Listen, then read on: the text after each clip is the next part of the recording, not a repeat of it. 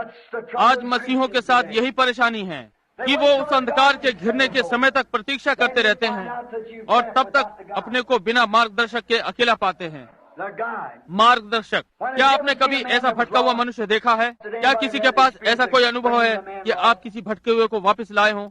ये बहुत ही दयनीय बात है जो आपने कभी देखी हो। जब कोई मनुष्य भटक जाता है तो वो असभ्य सा हो जाता है, क्योंकि वो नहीं जानता कि वो क्या कर रहा है। हमने एक व्यक्ति को पकड़ा था जो कि लड़का ही सा था और वो जंगल में खो गया था। उसने सोचा कि वो तो जंगल का दरवाह है, लेकिन वो तो एक गलत स्थान में था और वो घूमते हुए खो गया। और जब उसको 3 दिन के बाद पाया तो वो एक जंगली मनुष्य की तरह भागता फिर रहा था और जोर जोर से चिल्ला रहा था। उसने अपने होंठ चबा लिए थे और अपनी बंदूक फेंक दी थी। उसके समझ में नहीं आ रहा था कि वो क्या करे। और जब उसका अपना भाई, उन्हें उसे पकड़ना और बांधना पड़ा।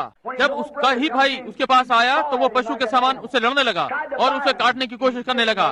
वो नहीं जानता था कि वो कहाँ पर था। क्यों? वो खो गया था।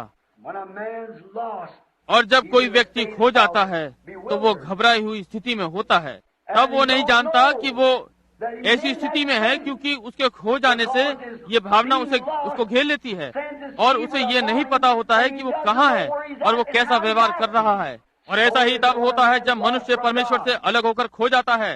वो ऐसे काम करेगा जो साधारण मनुष्य नहीं करेगा।